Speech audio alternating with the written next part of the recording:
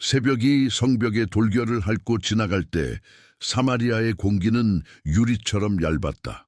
방앗간에서 첫 맷돌이 굴러가는 둔탁한 소리, 굴뚝 속에 붙어있던 밤의 그을음이 천천히 풀려나오는 냄새, 장터로 들어오는 낙타 발굽에 모래 긁는 소리, 도시의 심장은 밤새 웅크렸던 갈빗대를 펴듯 조심스레 박동을 시작했다.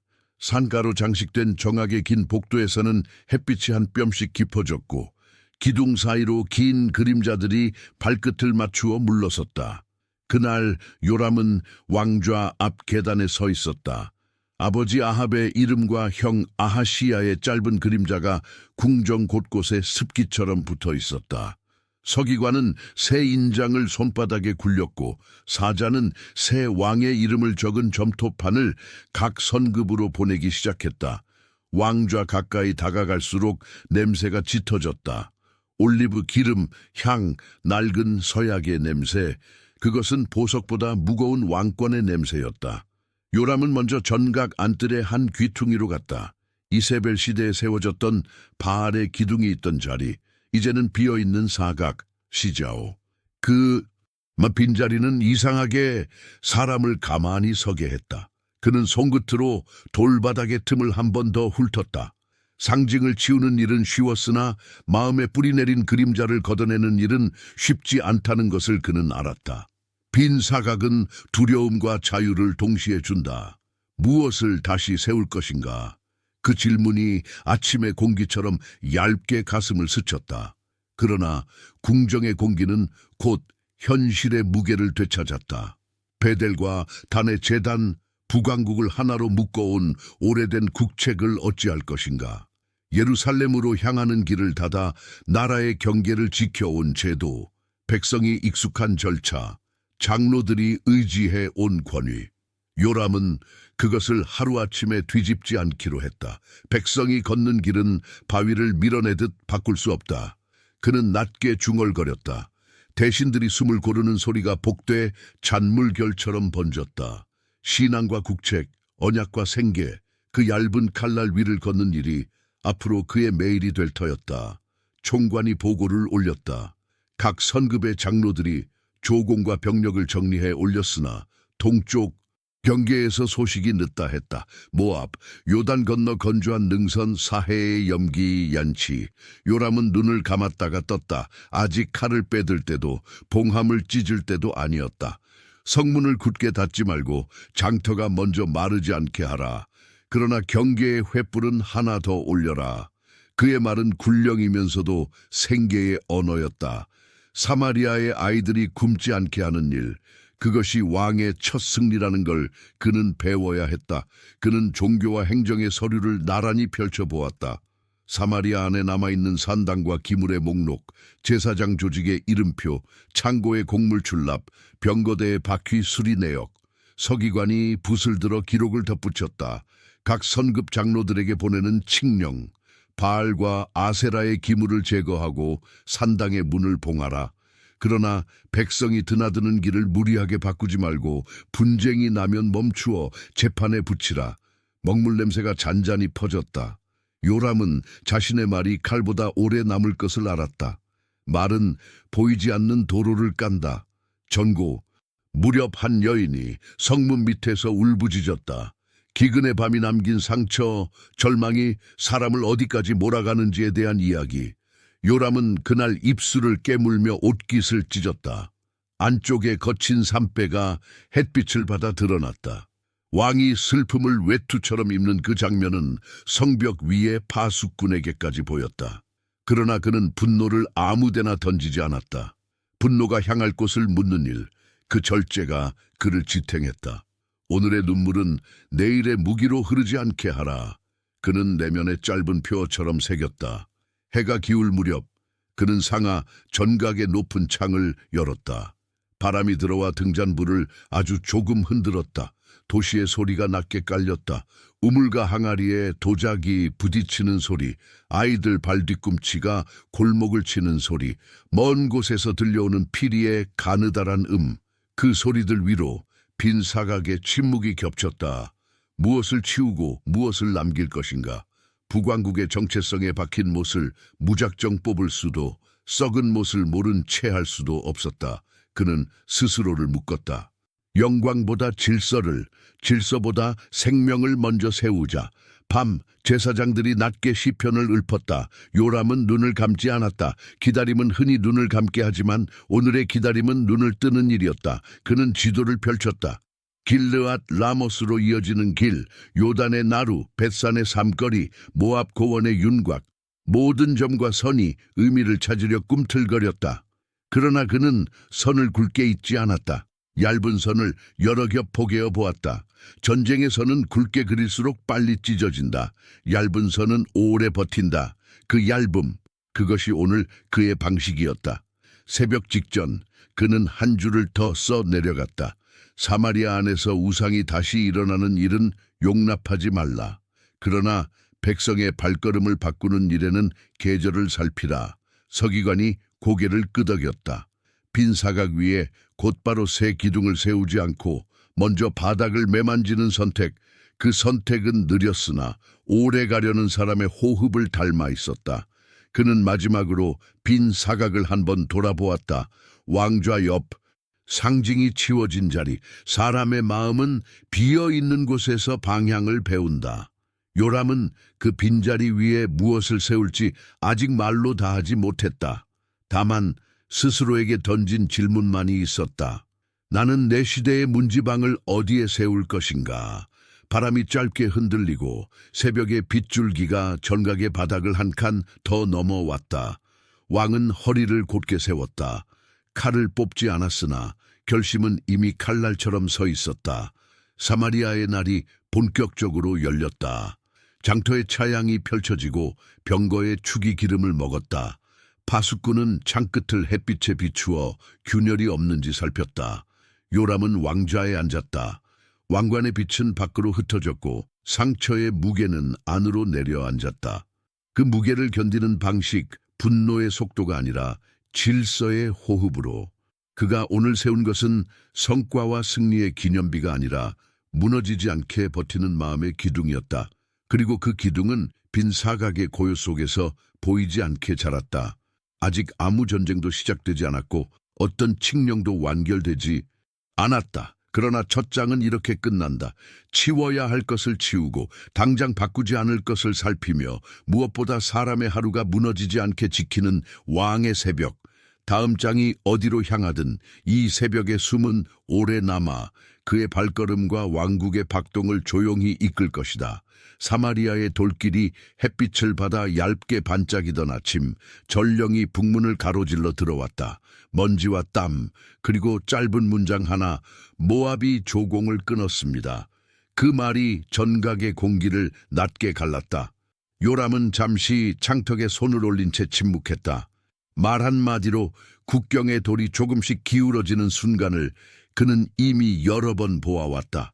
그러나 오늘은 그 기울기가 분명했다. 메사라는 이름이 요단 동편의 거친 바람과 함께 귀 속에서 앵갱 울렸다. 왕은 곧장 서기관을 불렀다. 짧은 글, 날카로운 뜻, 유다 왕에게 묻노라. 모압이 반역했으니 함께 올라가시겠는가?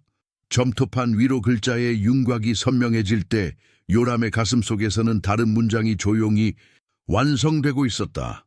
혼자는 안 된다. 북왕국이 오래 지탱해온 길, 베델과 단으로 흐르는 종교의 물길, 국경에 박힌 병거의 못, 그 모든 것이 오늘만큼은 느슨했다. 그 느슨함을 묶어줄 매듭이 필요했다. 응답은 빠르고 분명했다. 여호사밧의 말은 물길을 따라 흘러들어와 궁정의 돌바닥에 맑게 퍼졌다. 내가 당신과 함께 가리이다. 내 백성은 당신의 백성과 같고 내 말들도 당신의 말들과 같으리이다. 약속이 한 획 그어지자 지도 위의 선들이 다른 빛을 띠었다. 남쪽 에돔에도 사자가 달려갔다. 사해 남단의 건조한 길을 꿰뚫는 행군로, 물은 적으나 병거가 달리기에는 넓은 길. 그 길 위로 세 왕의 깃발이 곧 나란히 흔들릴 것이다. 행군의 첫날 군대는 기세가 높았다.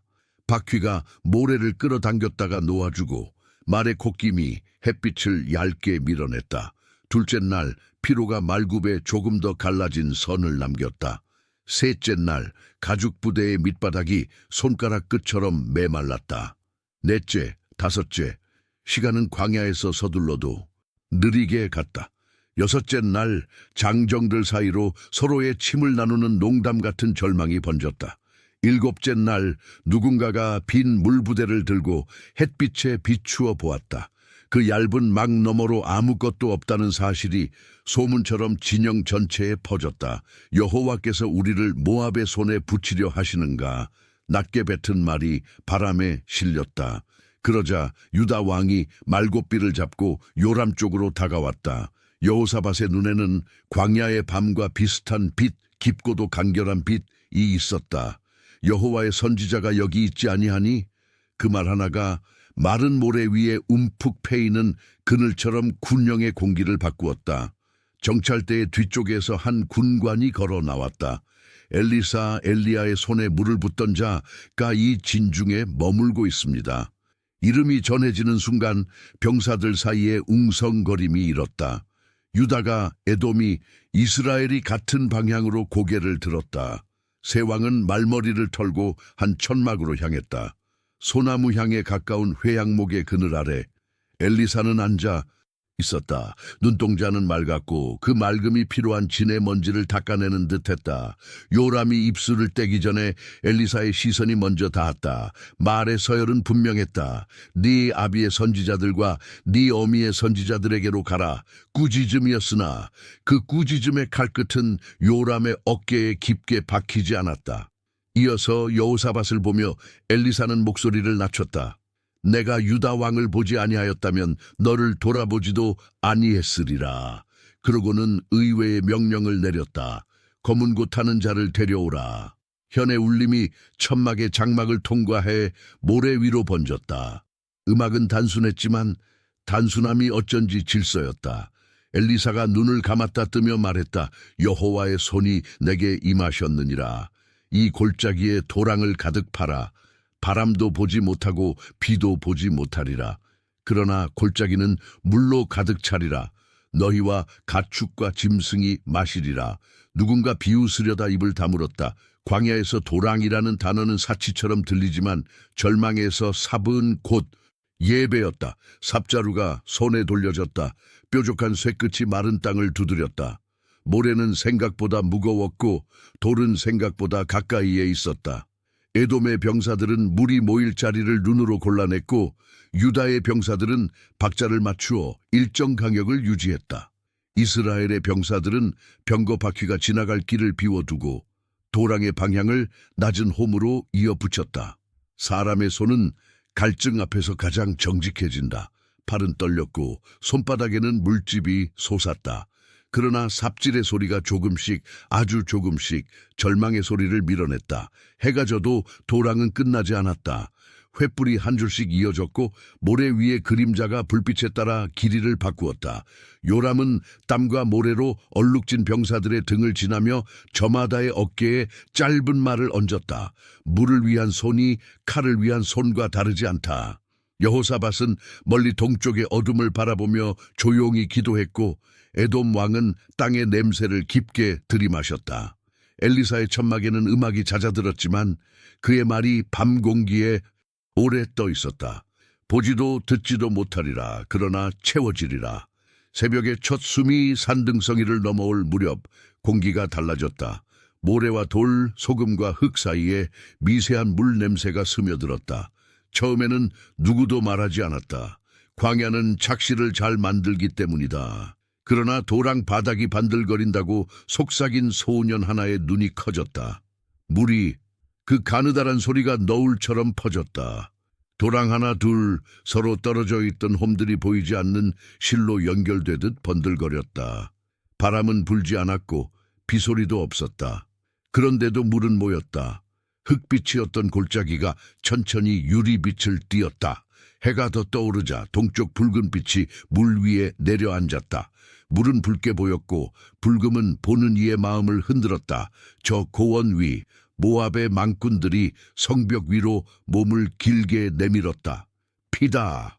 한 사람이 외쳤고 다른 사람이 바로 이어받았다. 세 왕이 서로를 쳤다. 이제 약탈하러 내려가면 된다.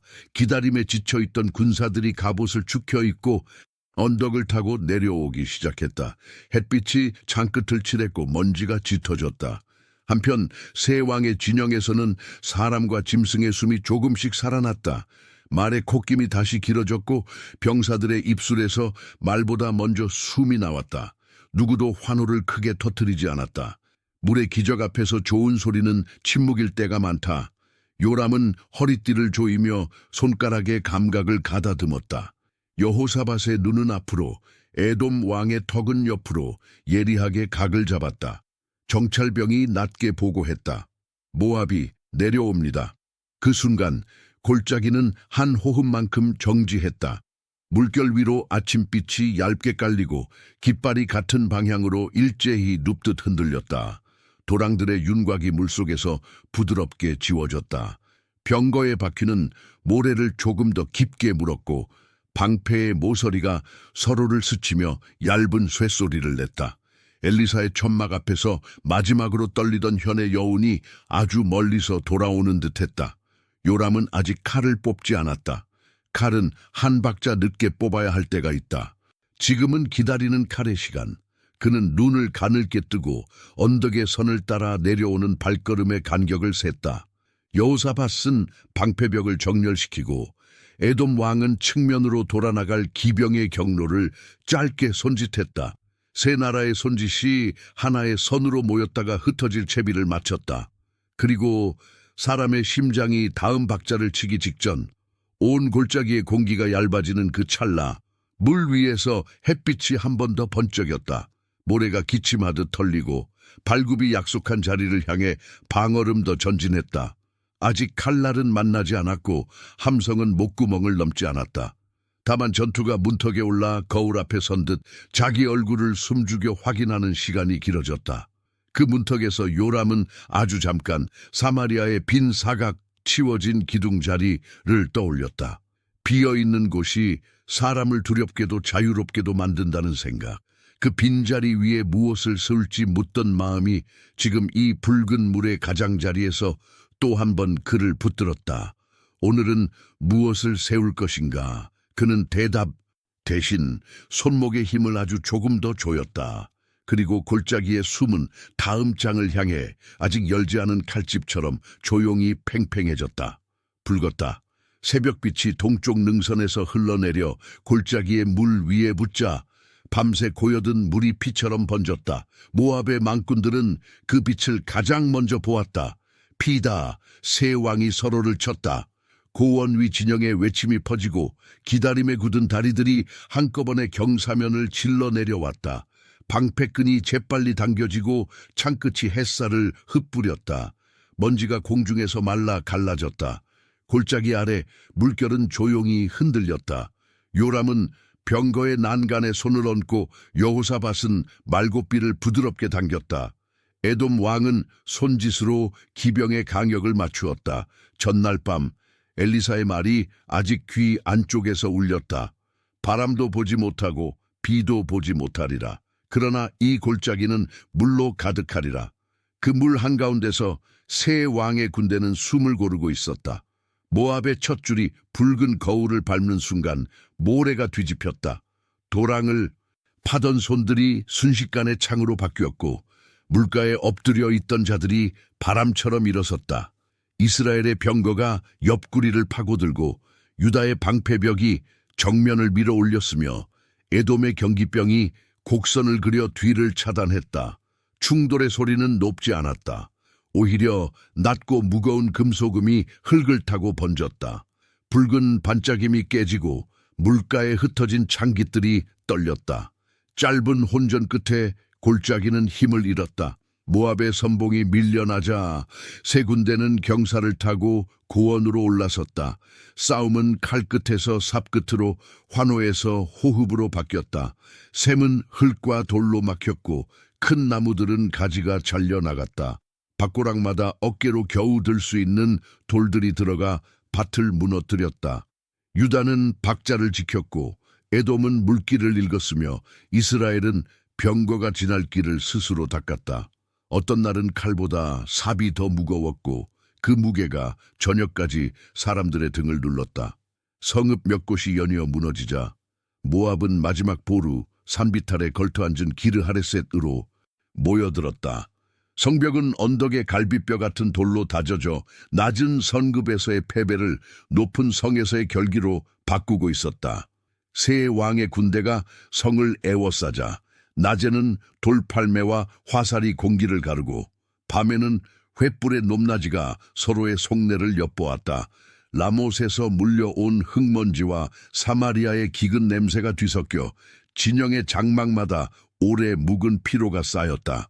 포위가 길어질수록 마음은 헤어진다. 천막 사이로 소문이 실핏줄처럼 흘렀다. 내일이면 갈 것이다. 아니 여름바람이 변할 때까지 버틴다. 요람은 성벽 아래에서 위를 오래 바라보다 옆에 선 여호사밧을 본다. 유다 왕의 눈은 늘 같았다. 짧은 기도처럼 분명했고 물러서지 않는 평온이 있었다. 에돔 왕은 산바람을 잠깐 맞고 돌아와 말에 거친 숨을 손으로 어루만졌다. 세 왕의 침묵이 하나의 천처럼 밤마다 장막을 덮었다. 그러던 날 해가 성벽에 비스듬히 붙을 즈음 성 위의 기류가 바뀌었다. 사람들이 높은 곳에 몰렸다. 모압 왕이 나타났고 그의 곁에는 어린 왕자가 서 있었다. 성 아래의 천막들에도 정적이 번졌다. 바람이 잠깐 멈추고 시간의 가장자리가 접히는 것만 같았다. 불이 올랐다. 비명이 공중에서 꺼지고 다시 켜졌다. 성벽 위에 한 장면이 골짜기까지 내려와 각 군영의 귀를 찢었다.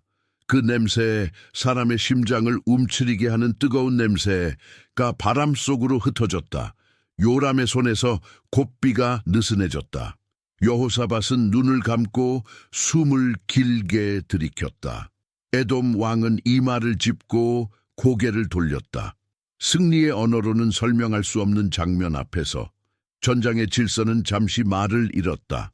성 안의 절망은 칼보다 뻣뻣했고 성 밖의 침묵은 방패보다 넓었다. 저녁 하늘이 식어가는 동안 진영마다 모닥불이 천천히 타올랐다 꺼졌다. 누구도 큰 소리를 내지 않았다. 사람들은 불꽃 대신 불꽃을 감싸는 어둠을 오래 바라보았다. 새벽이 오기 전 요람은 장막 밖으로 나왔다. 기르하레셋의 윤곽이 희미한 푸른빛 안에서 떠 있었다. 그는 알았다. 이 포위는 더 이어질 수 있지만 오늘 밤을 지나며 그 모양이 달라졌다는 것을, 승리와 저항, 심판과 절규, 그 사이를 하나의 칼날처럼 지나간 의식, 이 성벽 위에서 벌어졌고 그 칼날은 성 밖의 사람들의 가슴까지 얇게 그어 놓았다. 아침이 밝자 세 왕은 짧게 마주했다. 말은 길지 않았다. 여호사밧의 첫 마디가 길을 정했다. 이쯤에서 물러갑시다. 에돔 왕은 고개를 끄덕였다. 요람은 잠시 침묵 뒤에 말했다. 돌이켜라. 성벽은 남았다. 그러나 그 남음은 어제의 남음과 달랐다.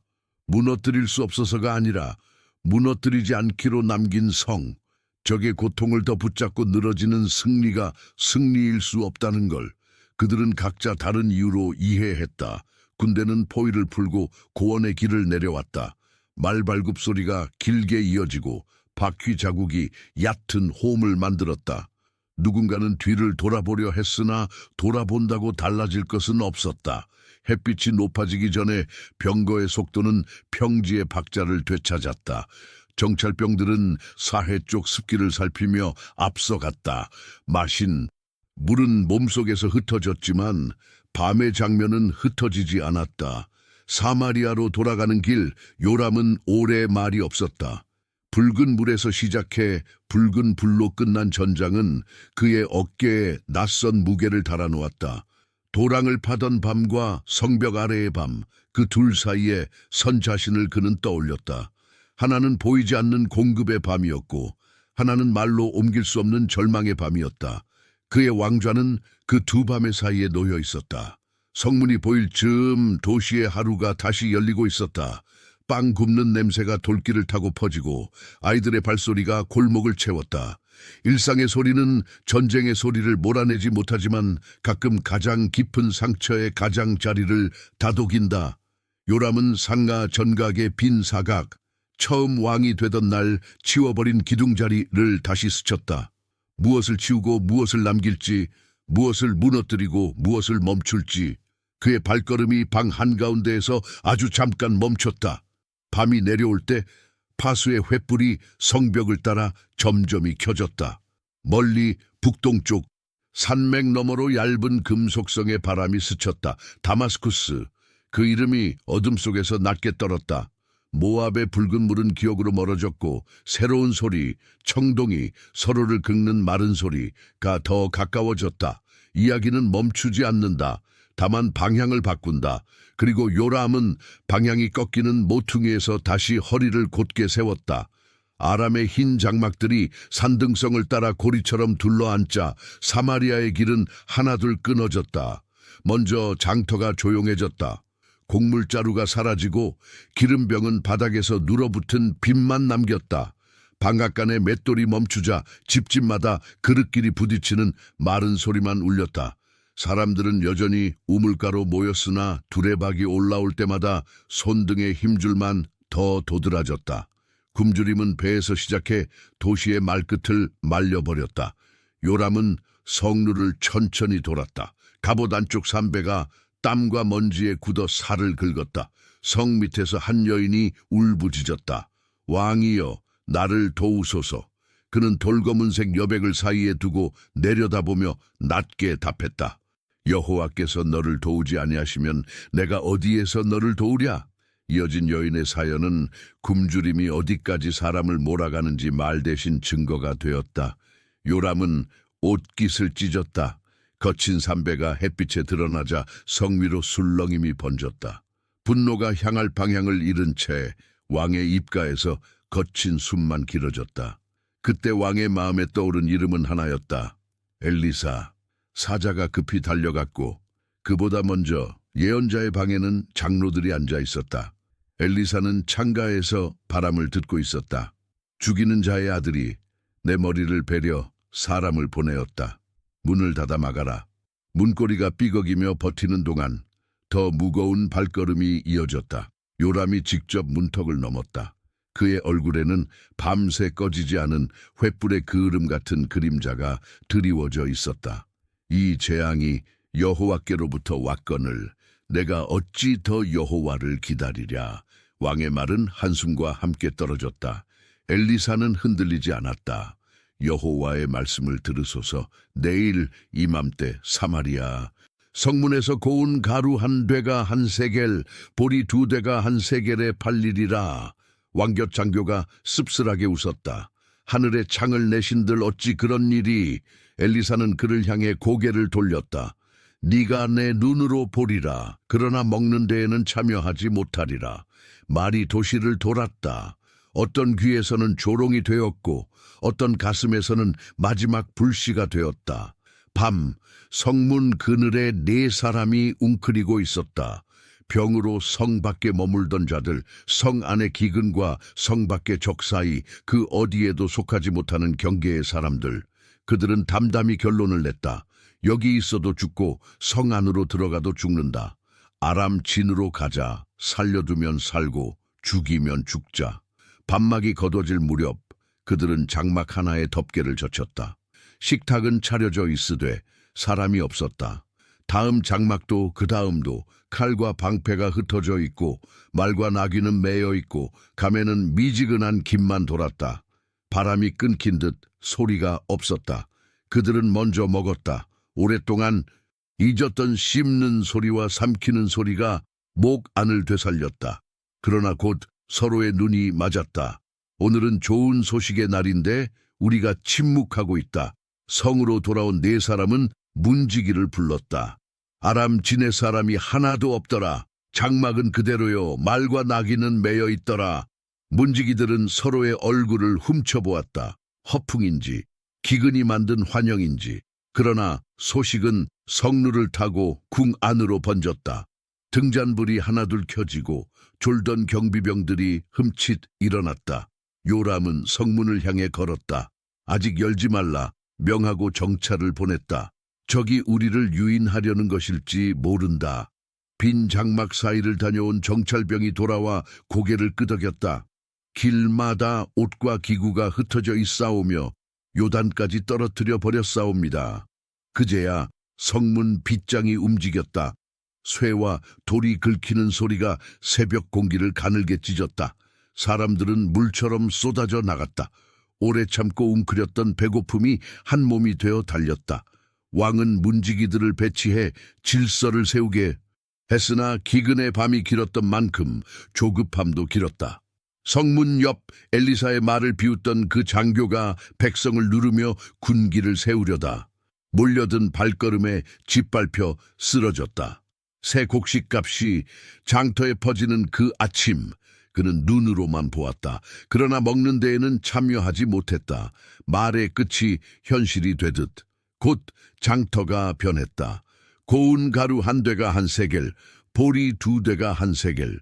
우물가의 여인들이 숫자를 되뇌었고 상인의 손가락이 서둘러 되를 맞췄다.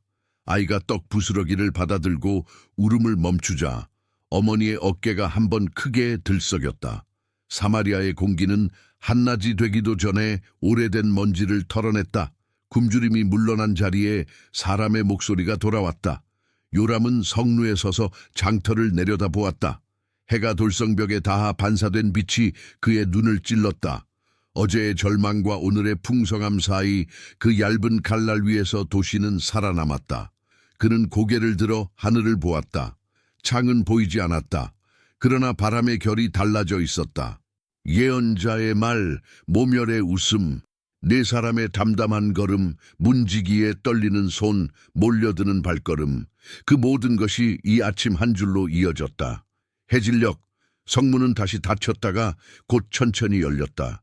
장정의 어깨에서 굳은 살이 새로 빛났고 아이들의 잠은 오랜만에 깊어졌다. 그날 밤 요람은 상하 전각의 빈 사각을 다시 지나쳤다. 왕위 첫날 치워버린 기둥의 자리. 어떤 것은 치워야 했고 어떤 것은 돌려주어야 한다. 오늘은 내일을 돌려준 날이었다. 그는 한동안 말하지 않았다.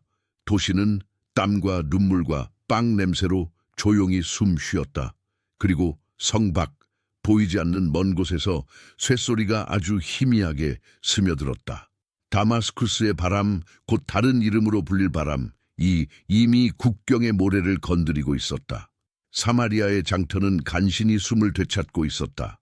곡물자루가 다시 돌계단 위에 쌓이고 기름병이 햇빛을 받아 얇은 테두리를 그렸다. 사람들은 흥정의 말을 조심스레 꺼냈다.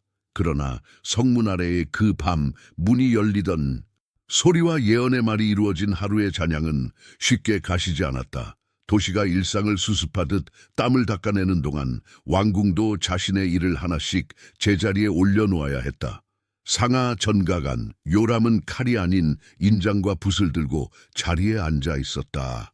전쟁이 멈추면 어김없이 돌아오는 얼굴들, 상속, 경작권, 조세, 경계석 분쟁, 피가 보이지 않는 문제들이 왕국을 실제로 지탱한다는 사실을 그는 알고 있었다. 문지기의 호명이 이어지고 민원들이 낮은 파도처럼 밀려왔다가 물러갔다. 그때 시종이 속삭였다. 전하, 엘리사의 종 게하시가 알현을 청합니다. 방 안의 공기가 아주 얇게 바뀌었다. 분노의 표적이던 이름이 어떤 날엔 의지의 공백처럼 느껴지는 이름, 엘리사. 요람은 고개를 끄덕였고 게하시가 들어왔다. 사막바람에 바랜 눈빛이었으나 혀끝은 분명했다. 전하께서 하나님의 사람에 관해 문의하셨다 하여 그가 행하신 일들 중 몇 가지를 증언하고자 하옵니다. 이야기는 사마리아에서 조금 빗겨난 작은 성읍으로 왕과 대신들의 마음을 데려갔다. 수넴, 그곳에 한 여인, 넉넉하면서 품위가 있었고 지나가던 엘리사를 위해 지붕에 작은 방을 마련해 두더니 아이가 끊겼다가 돌아온 날 지붕방의 침상 위에서 숨이 되돌아오던 그 아침의 기척. 게하시는 화려한 수사를 쓰지 않았다. 그럼에도 말의 결이 방 안의 숨을 조용히 바꾸었다. 듣던 자들의 시선이 보이지 않는 자석처럼 한 곳으로 모였다. 그 여인은 지금도 살아있습니다. 그 아이도. 게하시의 마지막 문장이 차에 식기 전에 문지기가 헐레벌떡 달려와 엎드렸다. 전하, 수넴에서 온 여인이 아들과 함께 호소하러 대기 중이라 하옵니다. 순간 방 안의 시간이 서로 맞물려 톱니처럼 돌아갔다. 게하시가 외쳤다. 바로 그 여인, 그 아이요. 여인이 들어섰다. 오랜 길을 건넌 사람의 걸음, 주저하지도 소란을 피우지도 않는 침착이 옷자락에 배어 있었다. 소녀는 아직 어른이 되지 않았지만 눈동자는 깊은 맑음이 비쳤다. 요람이 손짓했다. 네, 사정을 말하라. 여인의 목소리는 억세지 않았으나 단단했다. 기근의 해에 하나님의 사람이 떠나라 하여 여러 해 타향에서 지냈나이다. 돌아와 보니 제 집과 밭이 남의 수중에 들어가 있고 제가 떠난 동안의 소출과 기름과 포도주도 되돌아오지 않나이다. 경계석은 옮겨졌고 문설주는 낯선 손이 붙들던 자리에 흠집을 남겼나이다. 방 안이 잠시 고요해졌다. 게하시는 왕을 향해 화건했다. 전하, 이는 제가 증언한 그 여인이오며 곁에 아이는 엘리사께서 생명을 돌려주신 그 아이입니다. 요람은 소년의 눈을 보았다. 살아났다는 말이 과장일 때가 많지만 어떤 눈에는 그 말이 맑은 물처럼 그대로 담긴다. 그는 고개를 천천히 끄덕였다. 왕이 일어섰다. 함께 숨을 고르는 기운이 방을 쓸고 지나갔다. 서기관, 부름과 동시에 문서가 펼쳐졌다. 인장의 진홍이 마르기도 전에 한 장의 흰면이 왕의 음성을 기다렸다. 수넴 여인의 집과 밭과 소유 전체를 본래대로 돌려줄지니라. 또한 그녀가 떠난 날부터 오늘에 이르기까지의 곡식, 기름, 포도주의 수확을 합산하여 배상케 하라. 요람은 더했다. 이 일을 맡아 집행할 관리를 지정하라. 경계석을 원위치에 세우고 도면으로 확인한 뒤 장부에 왕의 표를 새기도록 하라. 빚문서와 등기 기록을 대조하여 부당 이익을 가려내고 분쟁이 일면 오늘의 판결문으로 다툼을 그치게 하라. 명령의 문장 하나하나가 경계석처럼 또렷이 박혔다.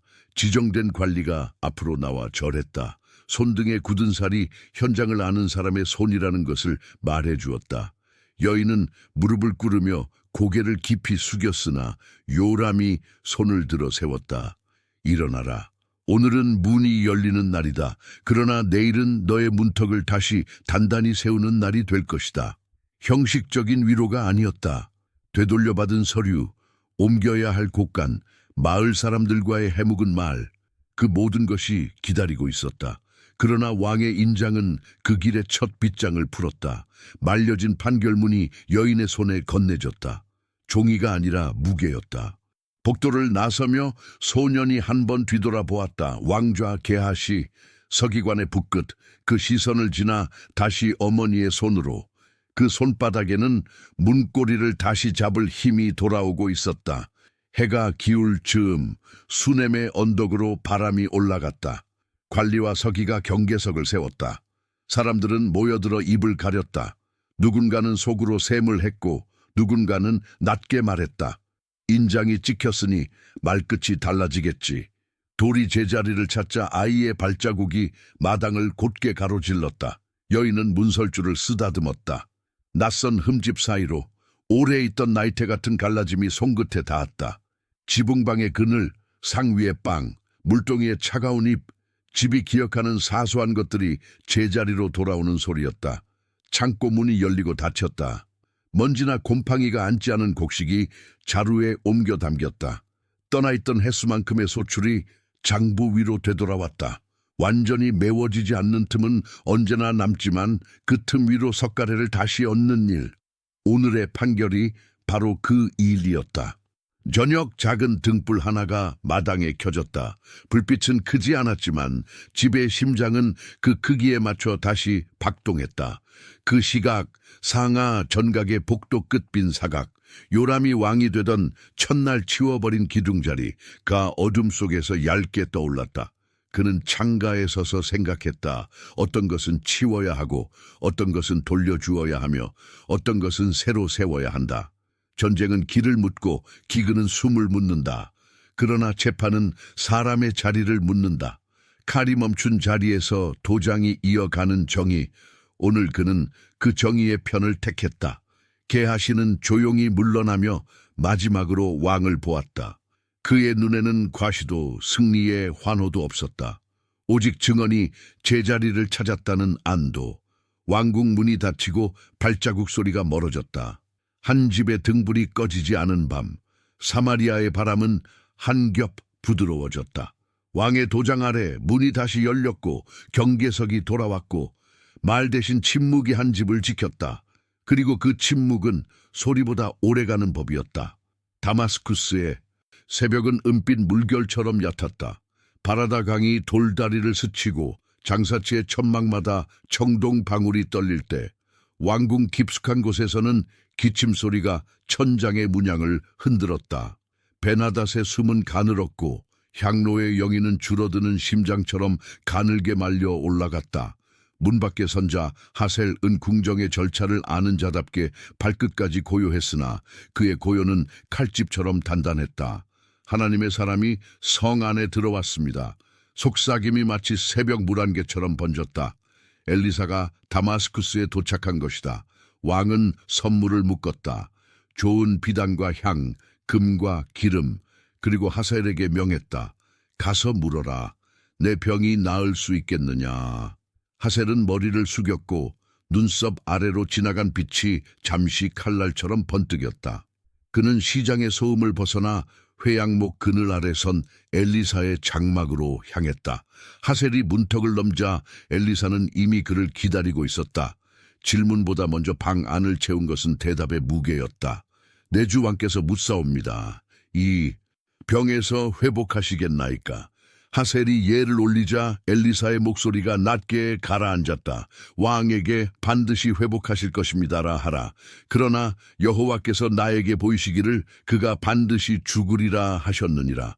말끝이 공중에 매달린 순간 엘리사의 눈이 하셀을 깊이 꿰뚫었다. 그의 눈가가 젖었다. 내가 네가 이스라엘에게 행할 일을 보았습니다. 네가 그들의 요새를 불사르고 장정을 칼로 죽이며 어린 것을 메어치고 잉태한 여인의 배를 가르리라. 하셀의 입술이 굳었다.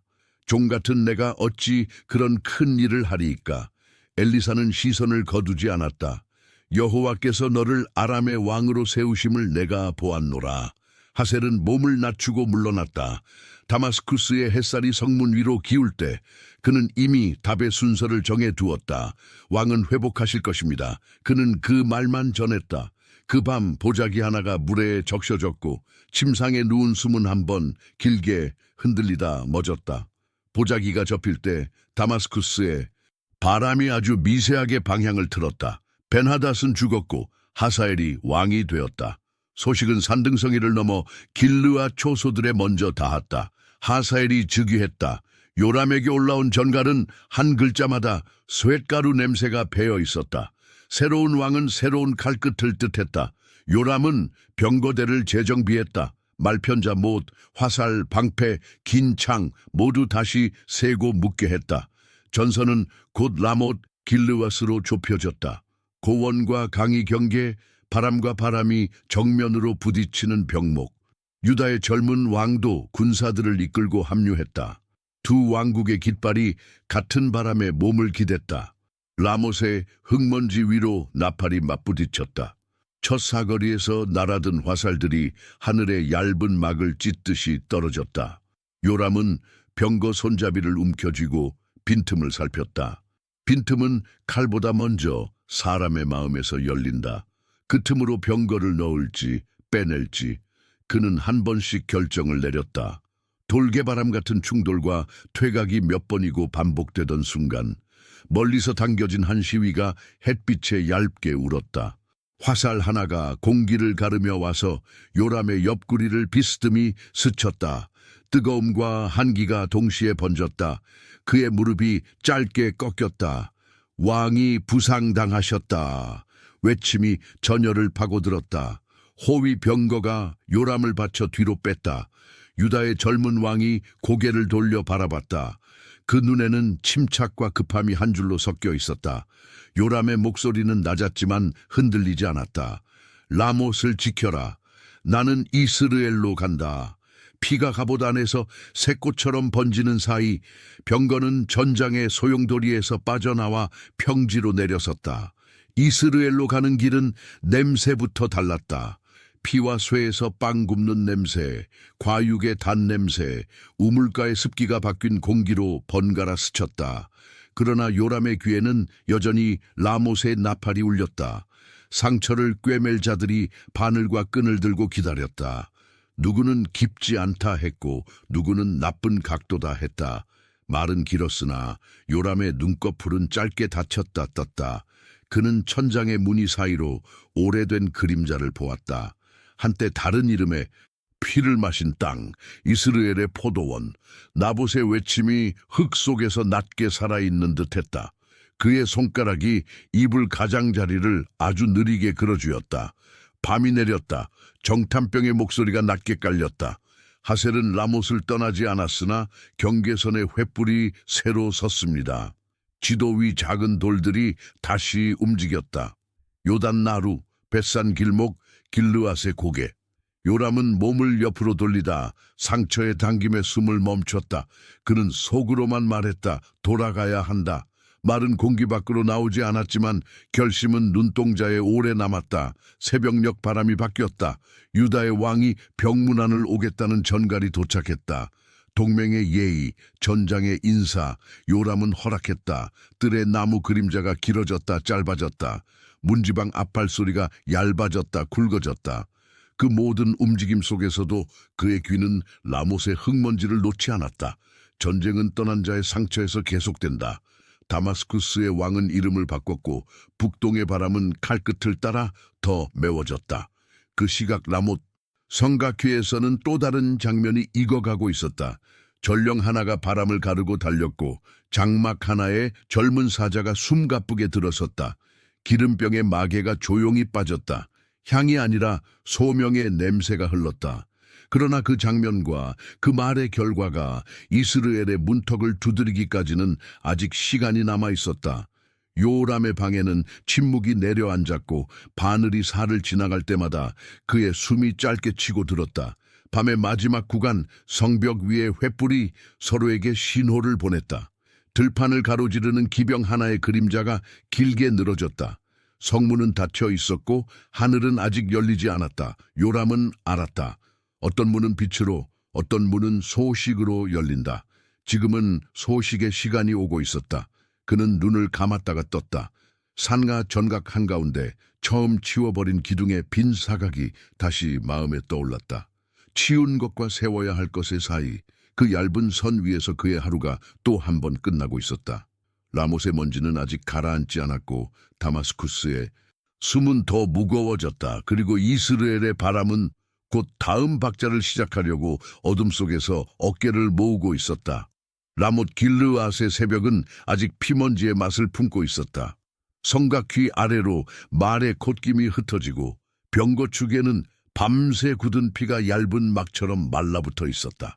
그때 천막 사이를 누비는 발걸음 하나가 다른 리듬을 냈다. 젊고 급한 숨, 그러나 주저하지 않는 직선. 한 선지자의 제자가 기름병을 품고 예후의 장막으로 들어섰다. 날이 잠시만 은밀히 말씀을 장막 안에 있던 장교들이 서로 눈을 맞췄다.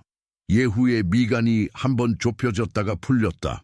그는 뒤편 좁은 칸막이로 발을 옮겼다. 뚜껑이 재빨리 열리고 연한 향이 아니라 부름의 냄새가 방을 채웠다. 따뜻한 기름줄기가 이마에서 관자, 어깨까지 흘러내리는 동안 낮지만 도망칠 수 없는 목소리가 귀를 찔렀다. 만군의 여호와께서 말씀하시되 내가 너에게 기름을 부어 이스라엘 왕으로 삼노니 아합의 집을 치고 선지자들과 여호와의 종들의 피를 갚으라. 말이 끝나자 사내는 바람처럼 사라졌다. 남은 건 젖은 머리카락과 돌연 무게를 얻은 침묵. 예후가 장막으로 돌아오자 장교들의 눈이 좁혀졌다. 그 미친 자가 무슨 소리를 했소? 전장의 농담으로 예언을 밀어내려던 웃음이 예후의 다음 말에 굳었다. 여호와의 이름으로 내게 기름을 부어 왕이 되라 하였소. 장교들 중 누군가가 겉옷을 벗어 장막 문턱에 깔았다. 다른 이가 나팔을 움켜쥐었다. 짧고 묵직한 음이 전구처럼 켜졌다. 예후가 왕이다. 예후는 손을 들어 소리를 즉시 잘랐다. 성문을 닫아라. 소식이 새어나가지 못하게 하라. 그의 명령은 바늘처럼 정확했다. 말 한 장이 조여지고 바퀴의 핀이 다시 두들겨졌다. 해의 기울기가 길어지기도 전에 예후의 병거가 라못을 떠났다. 사마리아도 이스라엘도 아니었다. 그날 그의 길은 오직 한 곳을 향했다. 이스라엘. 거기엔 상처를 꿰매러 물러난 요람이 있었다. 들판의 먼지가 길게 뒤집히며 따라왔다. 예후는 채근하지 않았다. 그러나 그의 속도는 망설임이 없었다. 길가의 수목이 한 폭의 잿빛천처럼 뒤로 말렸다. 이스라엘 성루의 파수꾼이 먼지 기둥을 보고 외쳤다. 사마리아 길에서 기병 무리가 올라옵니다. 요람의 방으로 전갈이 들어갔다. 그는 붕대 아래로 뻗는 통증을 짧게 삼키며 말했다. 사자를 보내 평안을 묻게 하라. 첫 번째 기병이 들판에서 예후의 병거를 맞았다. 왕께서 묻노라. 평안이냐? 예후는 고개도 돌리지 않았다.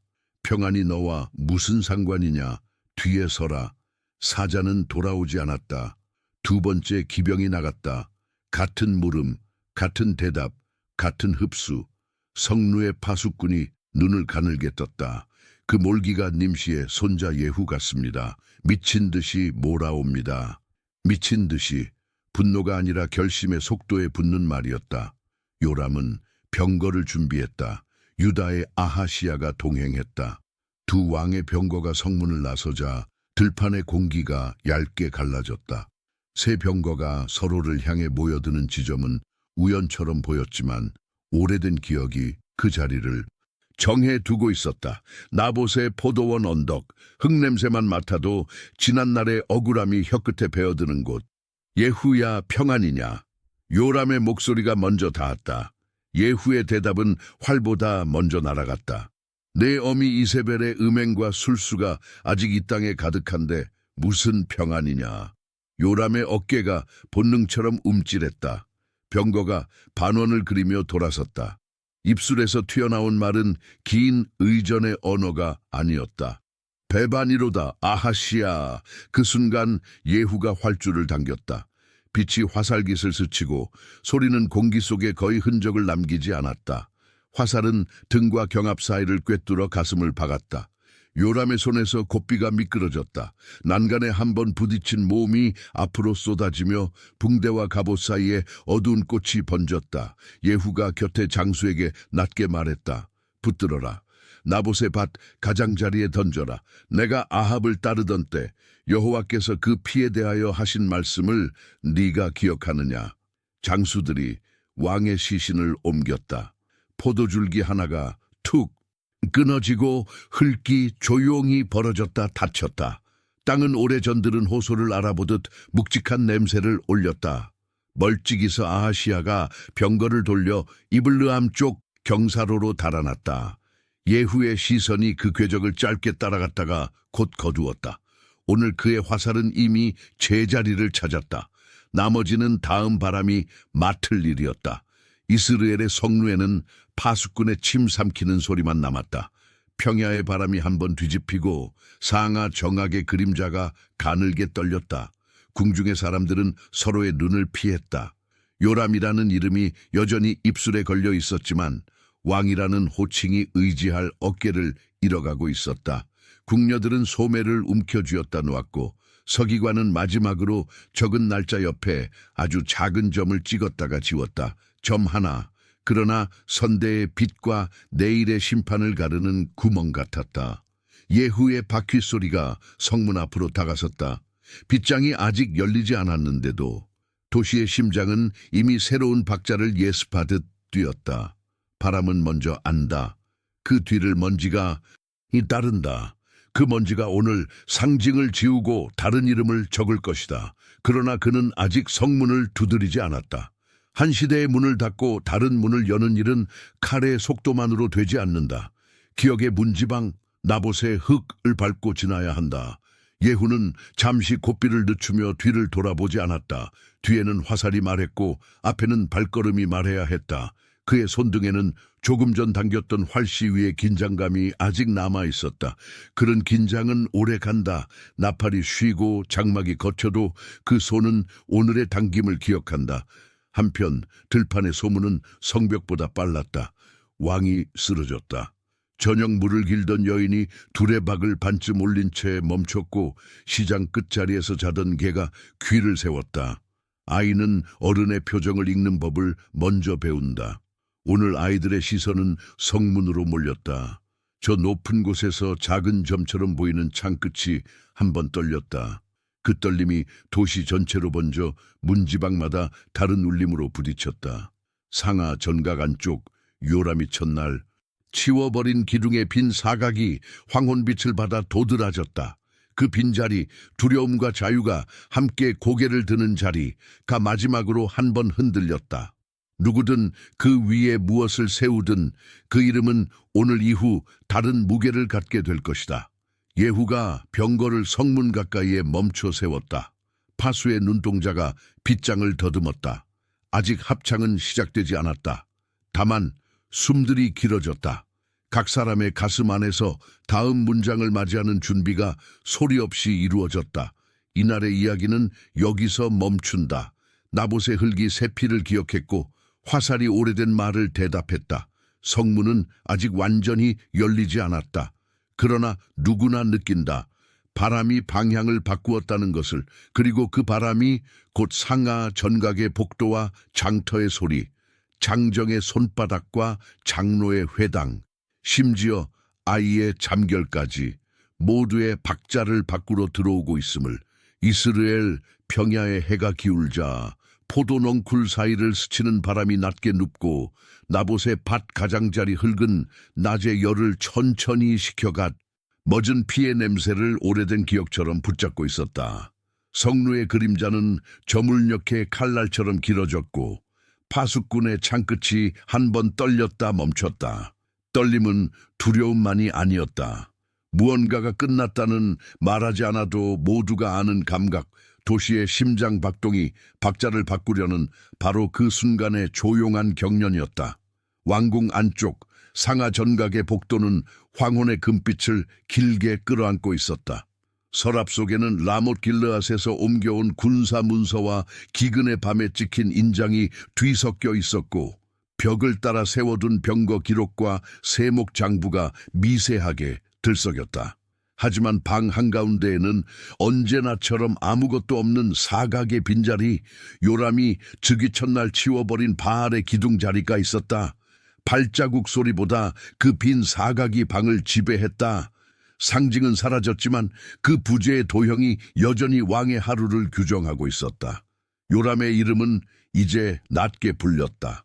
왕이라는 호칭은 아직 혀의 습관을 따라 붙었으나 사람들의 눈에는 그 호칭이 머물 자리를 잃은 표정이 비쳤다. 장교들은 서로의 얼굴을 보지 않으려 했고 재정관은 장부의 모서리를 괜히 오래 만지작거렸다. 서기관은 마지막으로 적어둔 날짜 옆에 작은 점을 찍었다 지웠다. 그 점은 미세한 구멍 같았고 그 구멍은 오래된 바람의 통로처럼 느껴졌다. 문밖들에서는 발소리가 분주했다. 사자의 외침이 성문을 가르고 말의 콧김이 길게 터졌다. 예후가 온다. 한 문장 속에 바퀴의 회전, 화살의 침묵, 그리고 오래 묵힌 맹세의 푸른 빛이 함께 섞여 있었다. 궁인들은 소매를 붙잡았다 놓았고 내시들은 가볍게 기침했다. 먼지는 바람의 방향을 따라 곡선을 그렸고 그 곡선은 곧 국문으로 이어졌다. 도시의 기억 속에서 요람은 여러 얼굴로 남을 것이다. 상징의 기둥을 치워 그림자를 물러나게 하려던 청년의 얼굴, 모압의 모래 속에서 도랑을 파괴하고 구름 한 점 없는 하늘 아래 골짜기에 물을 보게 했던 지휘관의 얼굴, 기근의 성문 아래에서 삼배 속을 드러내며 분노와 절망 사이에 서 있던 왕의 얼굴, 한 여인의 집과 밭을 본래대로 돌려주게 하던 재판관의 얼굴, 라못의 붉은 먼지 속에서 옆구리를 쥐고도 말고삐를 놓지 않던 병사의 얼굴. 사람들은 어느 하나만을 기억해야 할지 몰랐고 그 사이 계절은 조용히 넘어갔다. 그러나 역사는 얼굴을 섞어 쓰지 않는다. 결국 한 줄로 남기는 것을 택한다. 북왕국의 서판에는 이렇게 새겨질지 모른다. 요람, 아합의 집. 바람의 방향을 읽었으나 땅의 기울기를 바꾸지 못했다. 그는 상징을 치웠지만 베델과 단의 길을 없애지 못했다. 예언의 말을 들었으나 그 말이 요구하는 급경사의 전환 앞에서 망설였다. 굶주림의 밤을 지나 백성에게 내일을 돌려주었고 한 집의 문지방을 본래 자리로 세웠으나 왕국의 문지방을 끝내 옮겨놓지는 못했다. 그의 치세는 도랑을 파던 삽의 결심과 성루 위에서 옷깃을 찢던 절망 사이에서 길게 흔들렸다. 해가 성벽에 내려앉을 즈음 이스르엘의 공기는 의식이 시작되기 전에 정숙처럼 고요해졌다. 예후의 바퀴 소리가 문 앞에서 멈추었을 것이고 성을 지키는 자들의 손은 천천히 빗장을 더듬었을 것이다. 바로 그때 정악 깊은 곳에 빈 사각이 마지막으로 한 번 흔들렸을지 모른다. 기둥이 사라진 자리, 상징이 치워진 자리는 두려움과 자유를 동시에 준다. 그 빈자리 위에 무엇을 세울지 그 질문이 이제 예후에게 넘어갔다. 소식은 번개처럼 퍼졌다. 들판의 일꾼이 허리를 펴고 성을 바라보았고 우물가의 여인이 두레박을 반쯤 올린 채 손을 멈췄다. 아이들은 어른들의 눈길을 따라 고개를 들었다. 그들에게 왕이라는 말은 오래된 책 속 문장 같다가도 어느 날 갑자기 집안의 발자국처럼 가까워진다. 그 가까워짐이 오늘 들렸다. 사마리아에서는 다른 박자의 종이 울릴 준비를 했다. 장로들은 편지를 기다렸고 병거대는 새로운 배치를 익혔다. 전령들은 지도 위 작은 돌을 옮기듯 선급과 선급 사이를 빠르게 달렸다. 예후의 열심은 칼을 빼기 전에 편지를 썼고 편지가 도착하기 전에 소문이 길을 냈다. 곡물창고의 자물쇠는 같은 자리에 있었으나 열쇠는 다른 주머니로 옮겨질 터였다. 요람의 시대는 그렇게 접혔다. 접히는 소리는 크지 않았다. 종이를 접을 때 나는 날카롭지 않은 마찰음, 그러나 한 번 접힌 선은 오래 남아 쉽게 펴지지 않는 그 소리. 나봇의 밭에서 시작된 그 접힘은 정악의 복도를 지나 성문을 통과해 사마리아 장터와 베델 길목까지 바람처럼 이어졌다. 사람들은 각자의 이유로 침묵했지만 침묵은 그날만의 언어가 아니었다. 오래 준비된 문장이 드디어 말을 아끼는 방식으로 세상에 도착했다. 밤이 오자 별빛이 포도잎 가장자리에 얇게 걸렸다. 파수의 횃불이 서로에게 3번 신호를 보냈다. 뜻은 간단했다. 바꾸어라. 그 말은 병거의 배치에도 서랍의 인장에도 기도의 어조에도 닿았다. 예후의 발걸음이 왕좌를 향해 내려앉을 때 바람은 한 번 더 방향을 바꿨다. 한 시대의 끝과 다른 시대의 시작은 종종 같은 문지방 위에서 서로의 발끝을 스친다. 그 스침의 감각이 도시의 벽돌 속으로 사람들의 잠 속으로 세우며 들었다. 요람에 대하여 남길 마지막 문장은 비난과 변명 사이가 아니라 숙성된 깨달음의 자리에서 쓰여야 한다. 언약의 길은 언제나 계산보다 가팔랐고 왕의 어깨는 언제나 왕관의 보석보다 더 무거웠다. 그는 몇 번의 자리에서 옳은 방향을 보았고 몇 번의 모퉁이에서 멈췄다. 그 멈춤은 다음 사람의 걸음을 불렀다. 나봇의 흙이 기억한 피의 호소는 마침내 응답을 받았고 응답은 또 다른 심판의 칼과 새로운 책임의 무게로 돌아왔다.